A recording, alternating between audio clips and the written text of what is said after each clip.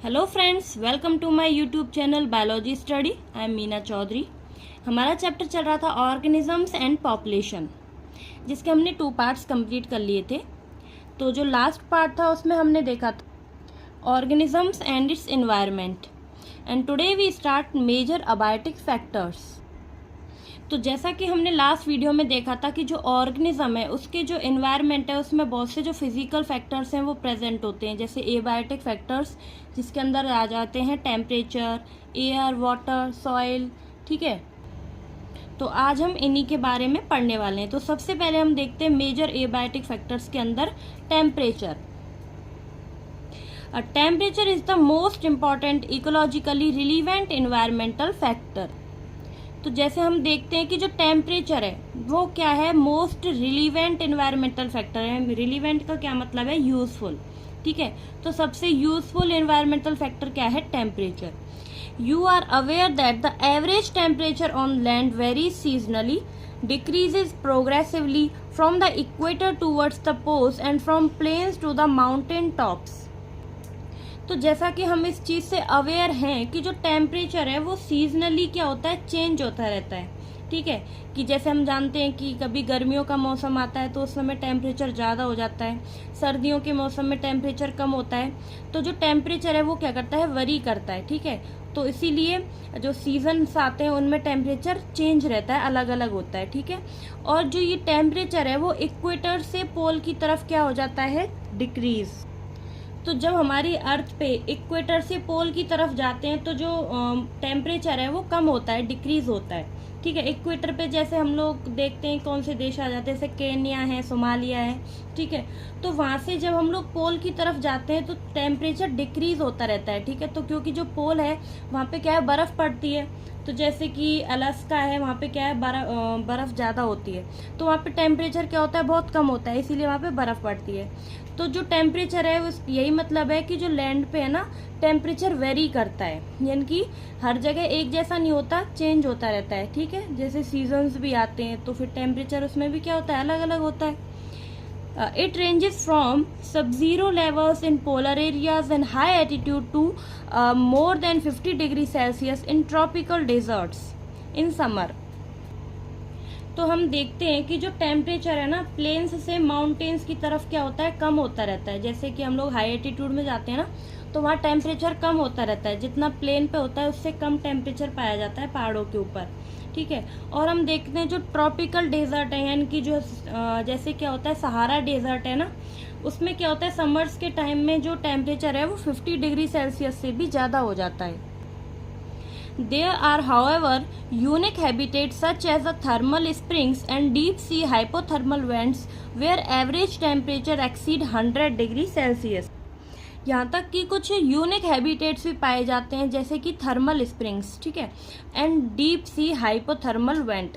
Hydrothermal यानी कि जैसे समुद्र के नीचे जहाँ पे जो सनलाइट है वो पहुँचती भी नहीं है, वहाँ पे भी कुछ जो एनिमल्स हैं या फिर जो ऑर्गेनिजम्स हैं वो पाए जाते हैं। तो वहाँ पे जो टेम्परेचर होता है वो 100 डिग्री सेल्सियस तक होता है। ठीक है, तो जो टेम्परेचर है वो हर जगह अलग अलग होता है, लेकिन हर कंडीशंस में भी जो ऑर्गेनिजम्स हैं या फिर कोई भी एनिमल या प्लांट्स हैं वो सरवाइव कर रहे होते हैं। ठीक है, वो उसी तरह अडेप्ट कर लेते हैं अपने आप को उसी इन्वायरमेंट के according. It is general knowledge that mango tree do not and cannot grow in temperate countries like Canada and Germany. Snow leopard are not found in Kerala forest and tuna fish are rarely caught beyond tropical latitudes in the ocean। तो जैसे Canada and Germany क्या है, cold countries हैं। ठीक है, यहाँ पे सर्दी पड़ती है, तो इसीलिए हम देखते हैं आमतौर पर जो मैंगो ट्रीज हैं, यानी कि जो आम है ना, वो गर्मियों में होते हैं। ठीक है, जहाँ पे गर्मी पाई जाती है। लेकिन कनाडा एंड जर्मनी क्या है, कोल्ड कंट्रीज हैं, तो वहाँ पे जो मैंगो ट्रीज हैं वो ग्रो नहीं करते हैं। उसी तरह जो स्नो लियोपार्ड है, ठीक है, उसको सर्दियों वाली जगह चाहिए होती है। ठीक है, और वो गर्मियों में ग्रो नहीं कर पाती। ऐसे ही जो ट्यूना फिश है वो क्या है, जहाँ पे गर्मियों जैसा थोड़ा टेम्परेचर पाया जाता है, लैटिट्यूड जो ट्रॉपिकल लैटिट्यूड्स हैं वहाँ पे, तो ट्यूना फिश भी वहाँ पे रियरली कॉट की जाती है।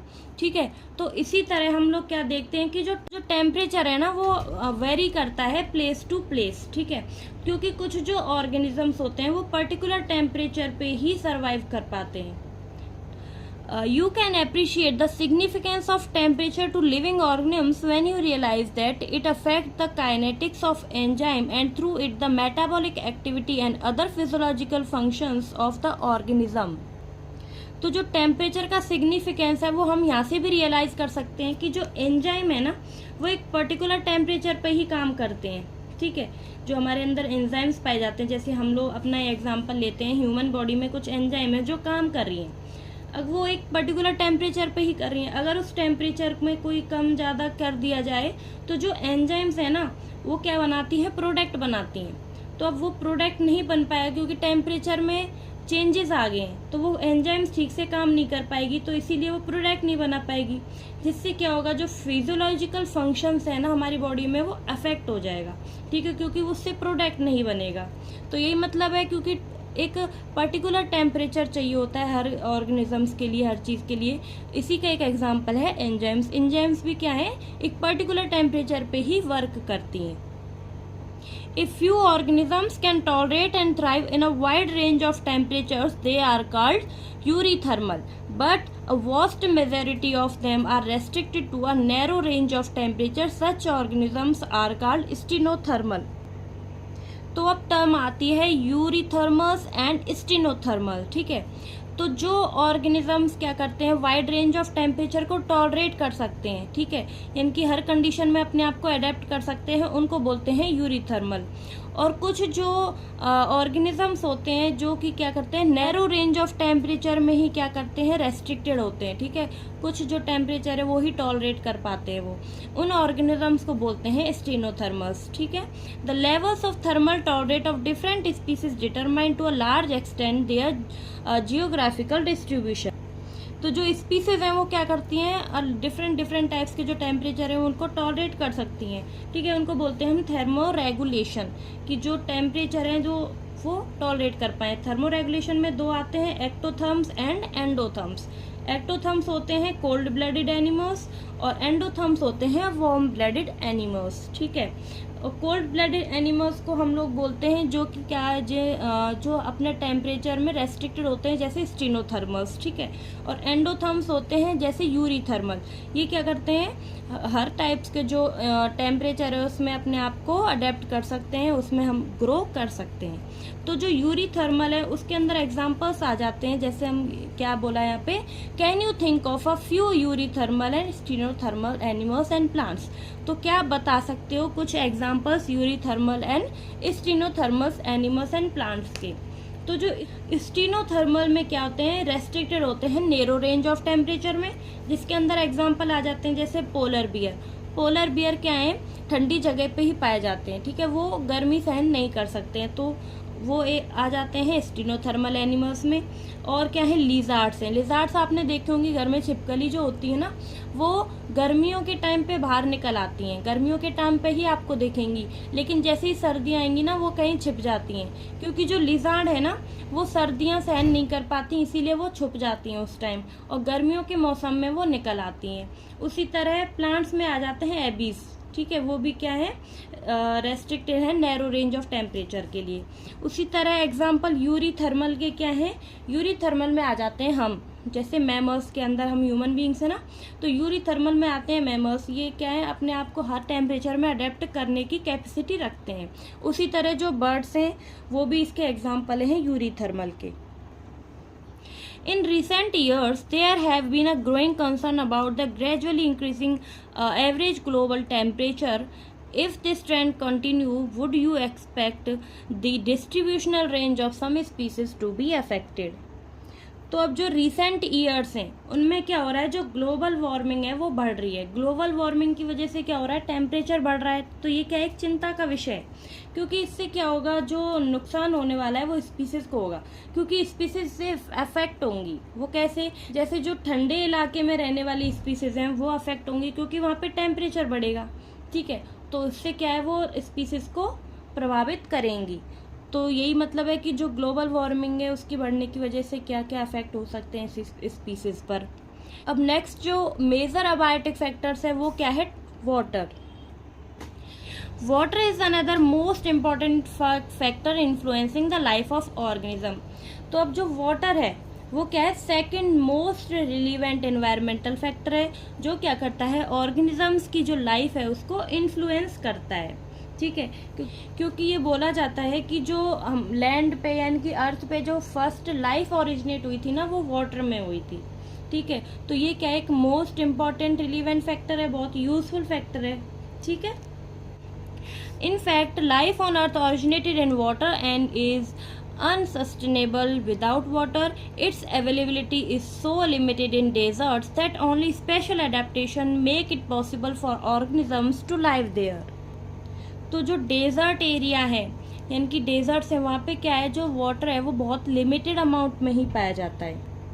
लेकिन हम फिर भी देखते हैं कि वो कम पानी होने की वजह से भी कुछ जो स्पीसीज हैं वो वहाँ पे सरवाइव कर रही होती हैं। ठीक है, क्योंकि उनमें क्या होती है, स्पेशल एडेप्टेशंस होती हैं उसी इन्वायरमेंट में अडेप्ट होने के लिए।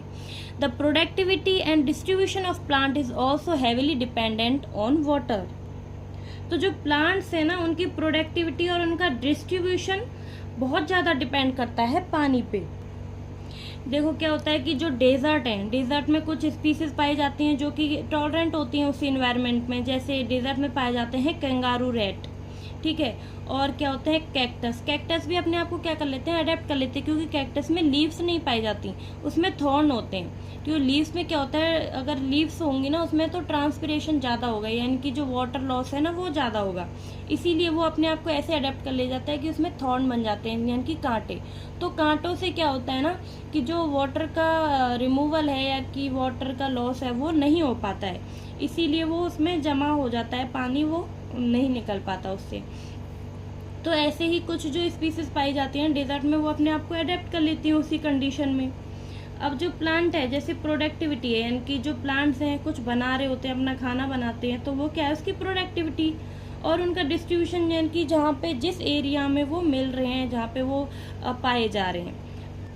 You might think that the organisms living in oceans, lakes and rivers should not face any water-related problems, but it is not true. तो ऐसा हो सकता है कि हमें लगे कि जो ऑर्गेनिजम्स पानी में रह रहे हैं ना उनको कोई प्रॉब्लम नहीं होगी, क्योंकि उनके आसपास तो बहुत पानी है। ठीक है, क्योंकि जैसे जो ऑर्गेनिजम्स ओशियंस में रह रहे हैं, लेक्स में हैं यानी कि झीलों में, रिवर्स नदियों में, तो हमको लगता है कि उनके आसपास बहुत पानी है, पानी की कमी नहीं है, तो उन जो ऑर्गेनिजम्स हैं ना उनको कोई वाटर रिलेटेड प्रॉब्लम्स नहीं होंगी। लेकिन ये सच नहीं है। ठीक है, ये ट्रू नहीं है। For aquatic organisms the quality chemical composition pH of water becomes important. तो ये सच नहीं है, क्योंकि जो वाटर की क्वालिटी है, pH है, वो भी हमको प्रॉपर चाहिए होता है। ठीक है, तो इसीलिए जो अगर उनके पास ज़्यादा अमाउंट में वाटर प्रेजेंट है तो फिर ऐसा नहीं है कि वो जो स्पीसीज हैं उनको कोई वाटर रिलेटेड प्रॉब्लम्स नहीं होंगी, उनको भी हो सकती हैं, क्योंकि जो वाटर है ना उसकी क्वालिटी अच्छी होनी चाहिए, उसका केमिकल कंपोजिशन ठीक होना चाहिए, pH उसका सही होना चाहिए। ठीक है, The salt concentration measured as salinity in parts per thousand is less than 5 in inland water, 30 to 35 in the sea, and more than 100 in some hypersaline lagoons. तो जो सॉल्ट कंसंट्रेशन है ना वो पानी की, वो भी नॉर्मल होनी चाहिए। ठीक है, यानी कि जो सॉल्ट कंसंट्रेशन है डिफरेंट जो वाटर बॉडीज़ हैं उनके लिए वो अलग अलग है। जैसे कि जो वाटर बॉडीज़ हैं उसमें क्या क्या आ जाता है, इनलैंड वाटर। इनलैंड वाटर मतलब जो पानी ज़मीन के बहुत नीचे पाया जाता है। ठीक है, उसको बोलते हैं इनलैंड वाटर। उसमें जो सॉल्ट कंसंट्रेशन है वो कैसी होनी चाहिए, लेस देन 5 पार्ट्स पर 1000।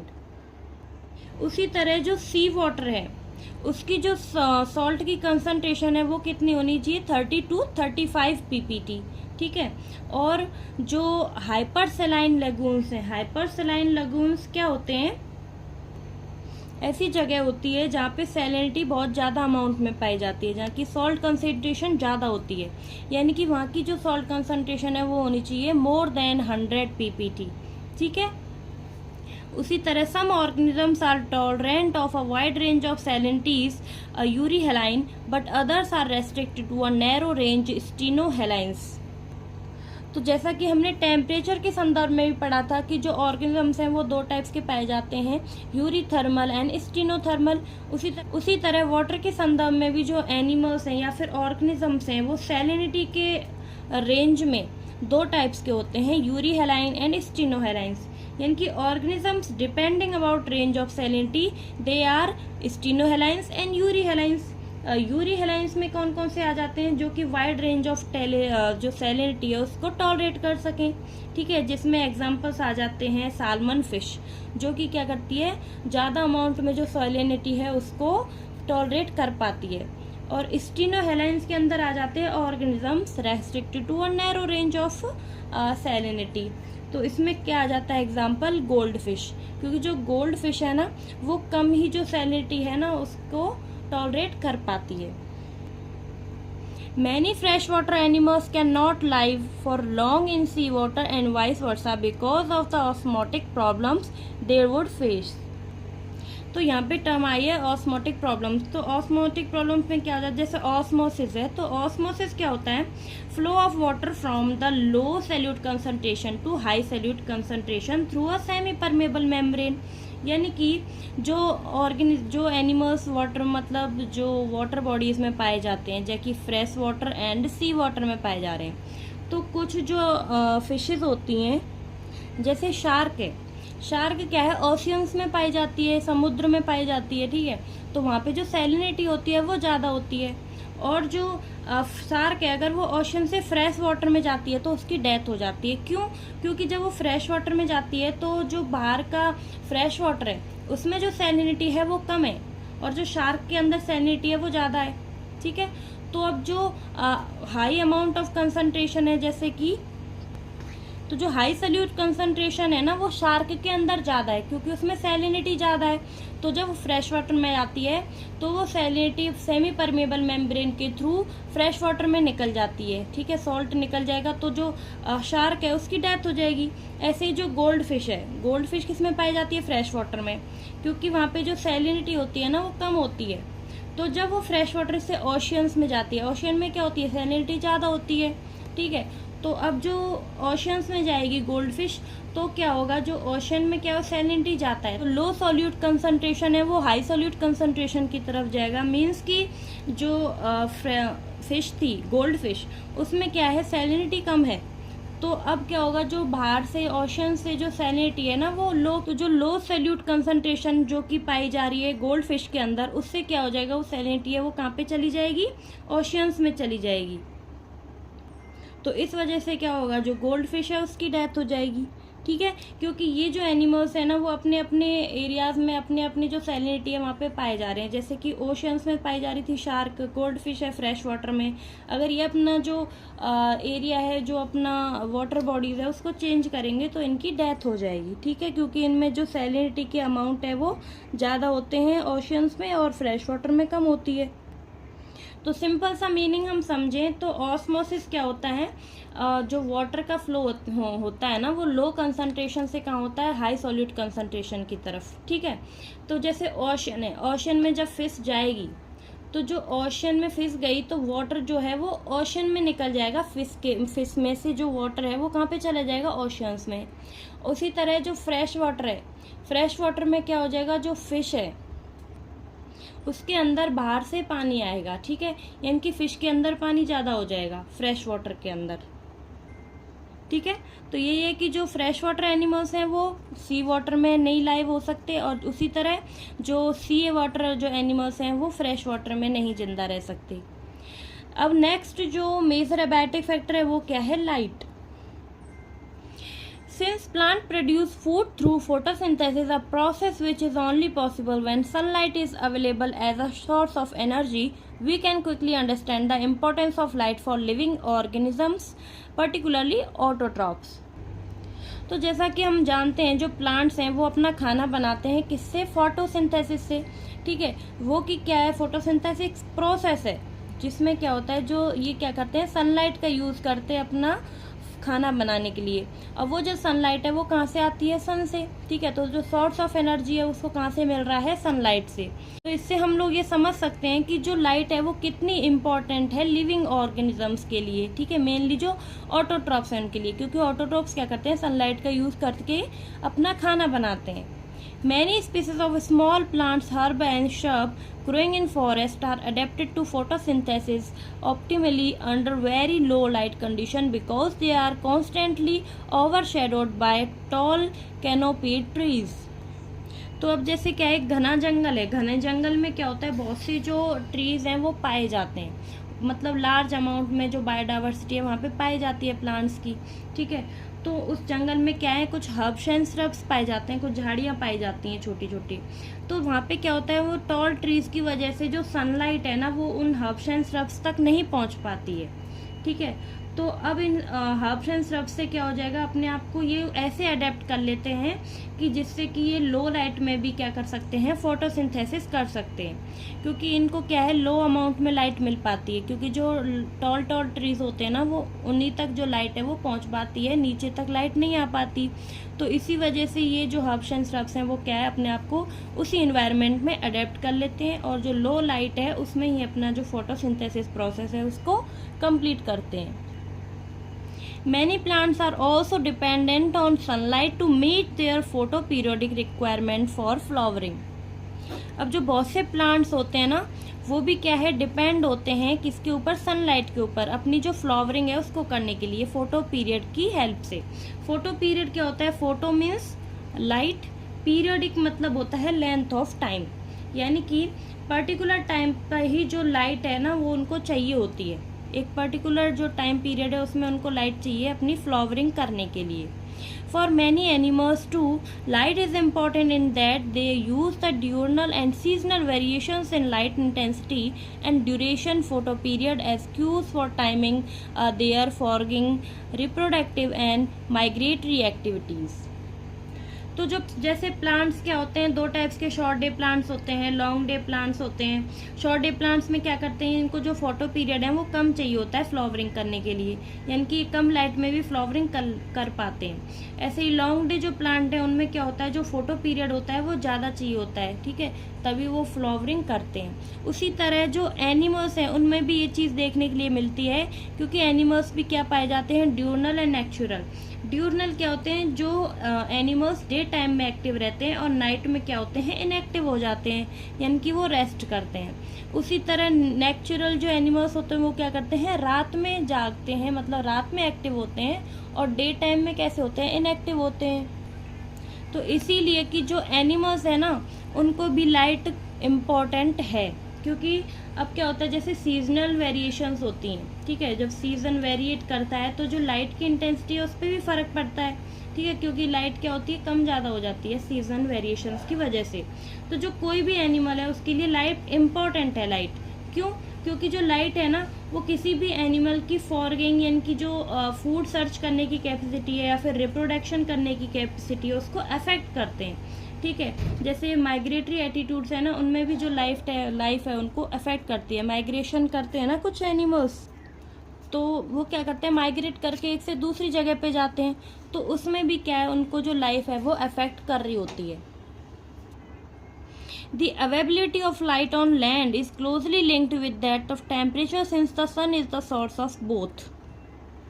तो जो लाइट की अवेलेबिलिटी है लैंड के ऊपर या अर्थ के ऊपर, ठीक है, वो लिंक करती है टेम्परेचर से भी, क्योंकि जो लाइट एंड टेम्परेचर है उन दोनों का ही सोर्स क्या है, सन, ठीक है। सन से ही लाइट आ रही है और सन से ही टेम्परेचर पे भी अफेक्ट हो रहा है, क्योंकि लाइट आ रही है तो टेम्परेचर ज़्यादा है, लाइट नहीं है तो टेम्परेचर भी कम है।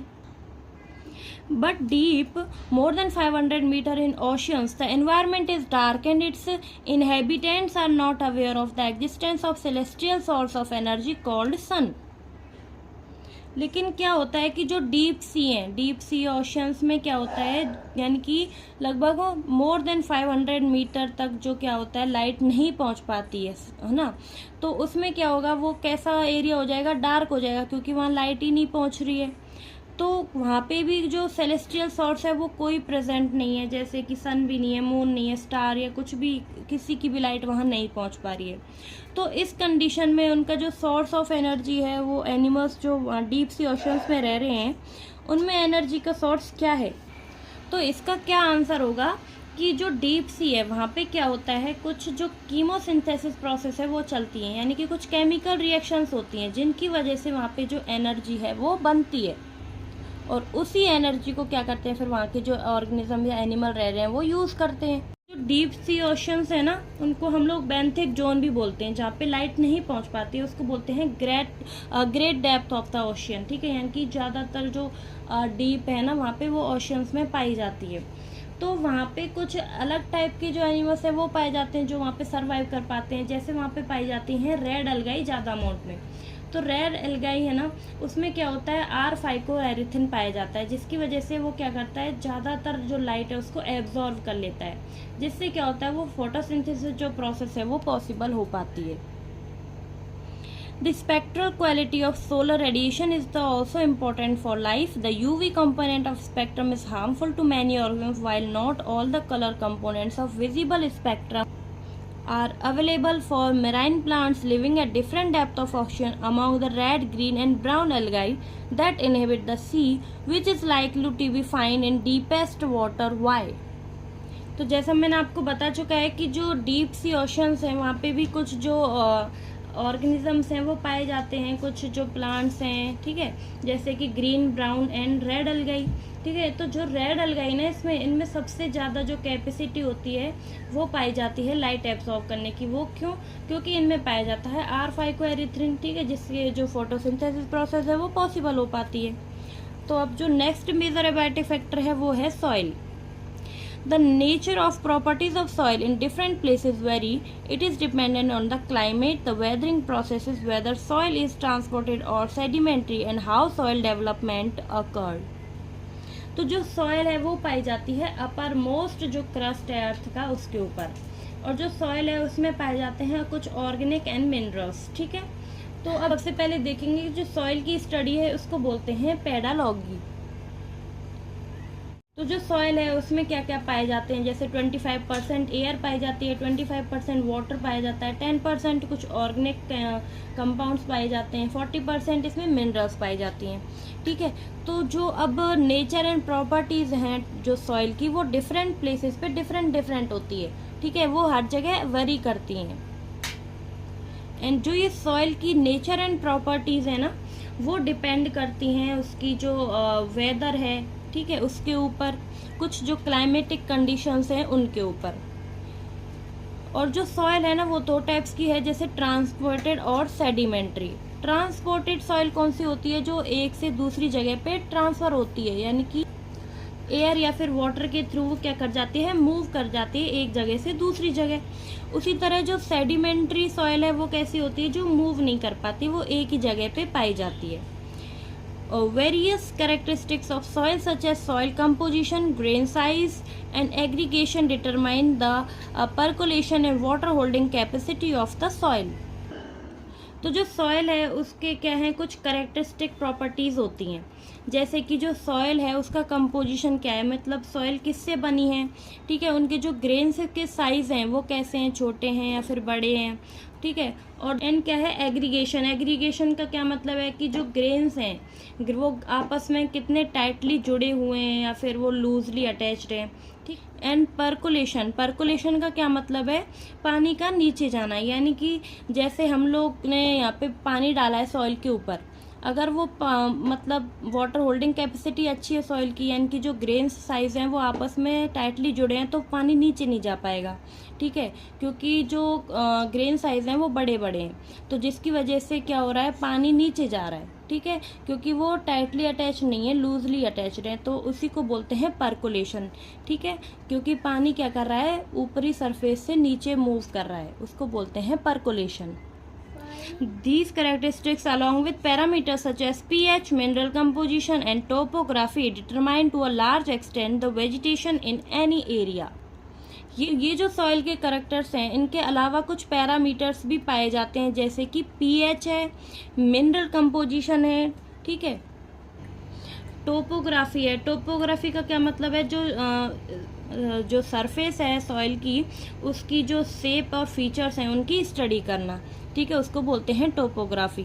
और क्या है, जो वेजिटेशन है वो ज़्यादा अमाउंट में पाई जा रही है या फिर नई एरिया की, ये कुछ पैरामीटर्स हैं जो कि फॉलो करने पड़ते हैं सॉइल के स्टडी में, ठीक है। तो जो सॉइल है, अब सॉइल से हमें ये पता चल जाएगा जैसे कि सॉइल की जो कैरेक्टर्स हैं, प्रॉपर्टीज़ हैं, ठीक है, उसके पैरामीटर्स हैं, उन सबको मिला के हमें ये पता लगेगा कि सॉइल कैसी है किसी एरिया की।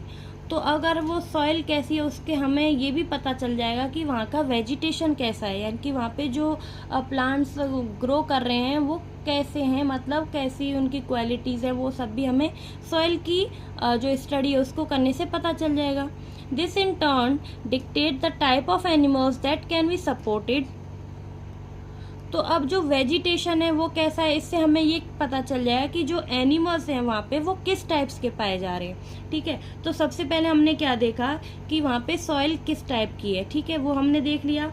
अब सॉइल की जो कैसी है वो उस पर डिपेंड करता है कि वहाँ का वेजिटेशन कैसा है, ठीक है। अब वेजिटेशन पे फिर डिपेंड करेगा कि जो एनिमल्स पाए जा रहे हैं वहाँ पे उस एरिया में वो किस टाइप के होंगे। Similarly, in the aquatic environment, the sediment characteristics often determine the type of benthic animal that can thrive there. तो अब जैसे एक्वेटिक इन्वायरमेंट है तो उसमें जो सेडिमेंट करेक्टर्स है, मतलब कि वहाँ पे जो सेडिमेंटेड मतलब वहीं पे प्रेजेंट है वो मूव नहीं कर रही है, तो इससे हमें क्या है, जो बेंथिक एनिमल्स हैं वहाँ पे वो कैसे पाए जा रहे हैं, ठीक है।